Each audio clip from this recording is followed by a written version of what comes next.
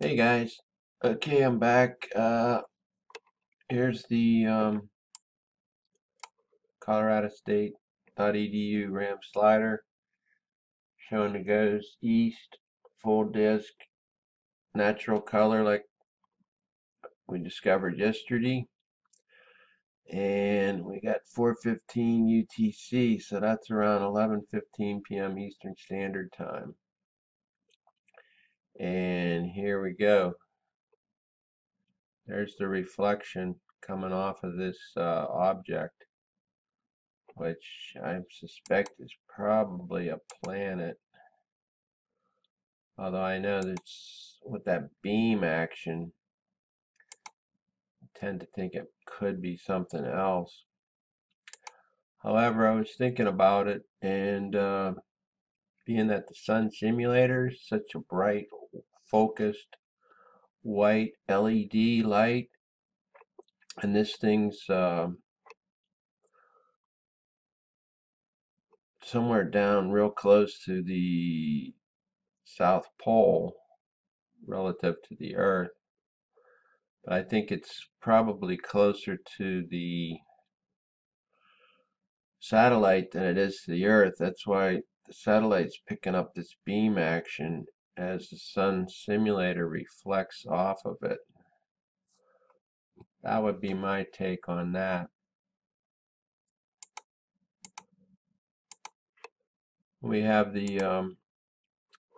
is the Himawari full disk. I showed it to you yesterday. That was really the money shot. We caught a lot more beams coming off of here, but we're not going to see it right now. I'll show it to you later today because this thing only goes up to 11:12 UTC and then it rolls back. And this thing happened around 14:30 UTC on this side of the globe. And this is what made me think it's a sun simulator because, for one thing, sun simulator's up there and it's at a heliosynchronous orbit of around 700, 800 kilometers. And that beam showing here is definitely white. The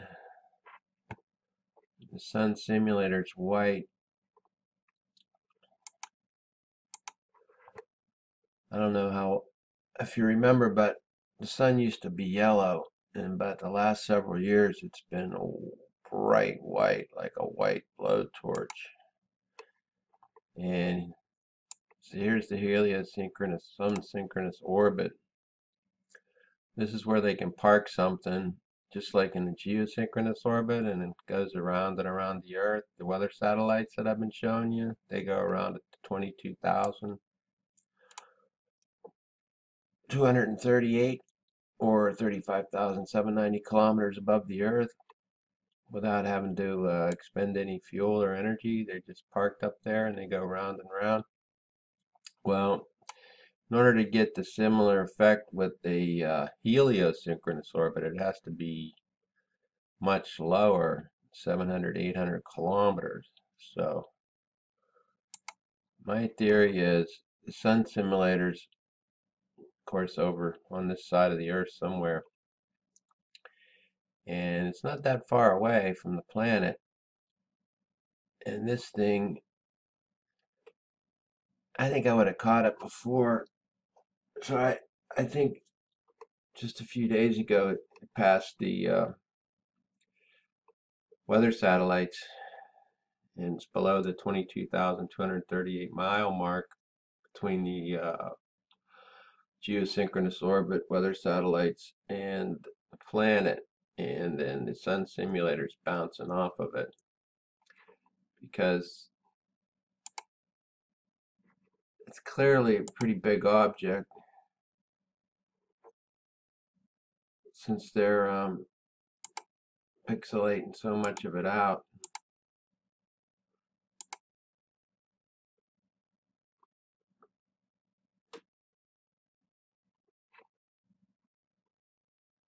I'll let it play through one more time. There, it's going to come around 4. Here it comes.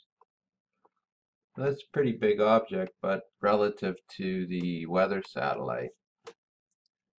So, I mean, how big it is, I'm not sure, but this is just all speculation, of course. Now, I pulled up the ISWA run, and we got a whole lot of missing time.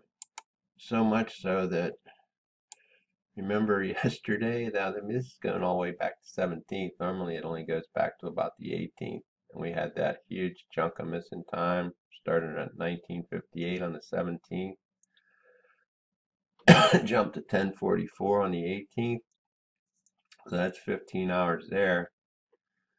And keep rolling along here on the 18th, yesterday.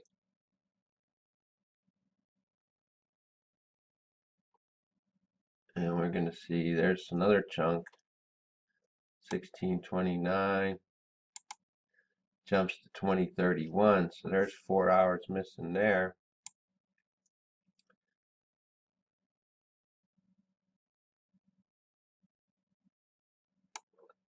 Oh, we'll just use this because we're going to have some more missing time. Then 2031 to 35, that's another 4 hours missing.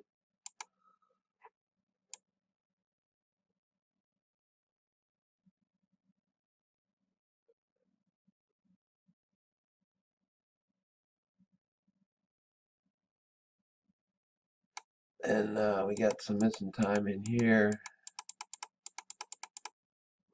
7:24, and then jumps to 8:54. So that's an hour and a half missing there.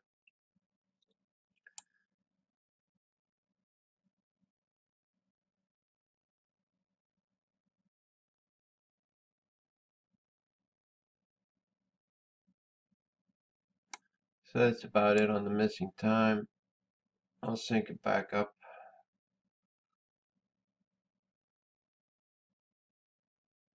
Well, no need to sync it right now. I wanted to show you this one. I'll just run it through on the, I mean, you can see all the solar wind pressure coming from behind the Earth. This would be the back side. This is the front side. There's the magnetopause, which is out there to, that's like a bow shock. So picture the bow of a boat. That would be our magnetopause, magnetosphere, as far as it extends out, and then all this energy piling up in front of it's like waves of water, like for if this were a boat. Anyway, just watch all the energy that's around the Earth and how disturbed it looks. There's a big flash there.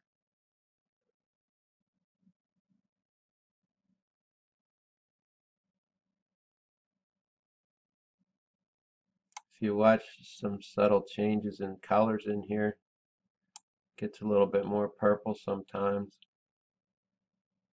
which I would say indicates higher electron counts.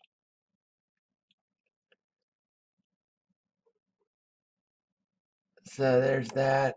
I'll run this one through for you like that, just so you can see how much violence is occurring around our planet. There's the big missing time, 1957. Then we go to 1048. Then you got the big, huge plasma discharge. The blue, that's the plasma. Super energetic electron particles. Super hot, super high energy.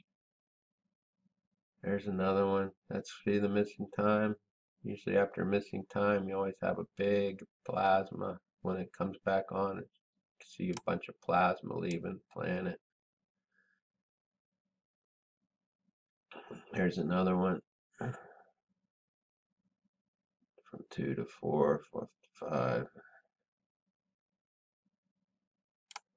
Strangely enough, these are the Folk radiation electron count belts. This is at the lowest energy electrons, 10 keV. Highest energy electrons, 4,000 keV or 4 MeV. These ones zip around real quick. High energy electrons, these move a little slower. And maybe you haven't been showing too much fluctuation, at least color-wise. These charts don't work down here, so it's hard to tell. But you can see the planet's still continually being bathed in high electron counts. Pulled up the geospace. Wow. So now we're going on 2.5 days now where the pressure between Nemesis solar wind back here and sun solar wind is almost equalized. That's definitely never seen that before. Here's Ace. Remember I was telling you, well, let me show you this one first. Here's the 24-hour run. Now here we got this big gap again. It's about 9-hour gap, which had disappeared for a while. Notice the solar wind's really low. Average solar wind speed between 4 and 700 kilometers per second. It's down to around 300 kilometers per second right now. But here's the 7-day ACE chart. So here's what I'm showing you. There's the 8-hour gap. I got to keep the cursor down here, or else it's going to keep giving that message. But I counted it out. Each of these is 2 hours each increment. So there's the 8-hour gap there, around 2200 mark to 0600 on the 14th. Here it goes to about a 6-hour gap. Then all of a sudden on the 16th and the 17th, we got no gap. So whatever object was there, I would say it's probably some type of a planetary object, or else we'd be recording solar wind from it.